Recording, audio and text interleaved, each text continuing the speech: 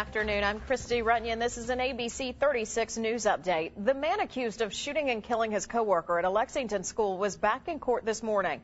Brian Allen McGuire was brought back to Lexington last week and arraigned. This morning, he was supposed to have his preliminary hearing. Instead, that hearing was postponed until Monday because the detective who was called to testify was not able to make it in.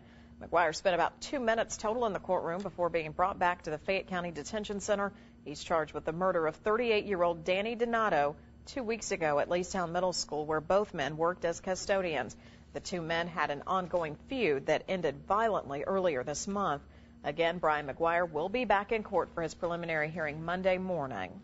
A Fayette County grand jury has indicted a former Scott County High School basketball player on a charge of felony possession of a handgun. Lexington police arrested Jonathan Bud Mackey back in May. Police say they found Mackey with a handgun stolen from Franklin County when officers responded to shots being fired in the 1500 block of Versailles Road. Mackey's arraignment is scheduled for tomorrow. He was the Sweet 16's most valuable player while on Scott County's 2007 state championship team. Police checking out a traffic light that wasn't working in Lexington overnight ended up arresting a city worker at the scene. 57-year-old Ralph Landrum was arrested by Bluegrass Airport Police just before 4 this morning at the intersection of Man of War Boulevard and Terminal Drive. Police were called to the scene to check out a traffic light that was out, and that's when they found Landrum, who was charged with DUI and taken to the Fayette County Detention Center. A man and woman are sentenced in a Kentucky wire fraud case. 60-year-old Bruce Kaiser of Florence has been sentenced to 33 months in prison on 8 counts of wire fraud and conspiracy to commit wire fraud. His wife, 49-year-old Kimberly Kaiser, was sentenced to 4 months in prison and 4 months home confinement for conspiracy to commit wire fraud.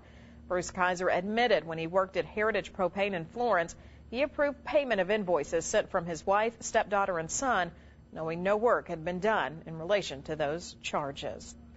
Kentucky lawmakers may be wrapping up the General Assembly's special session sometime today. Leaders in both the House and Senate say the legislature is expected to approve a plan to balance Kentucky's $1 billion budget deficit that's projected for the coming fiscal year. Lawmakers also say they're close to agreements on a plan to offer new economic development tax breaks and create an agency that would oversee construction of new Ohio River bridges.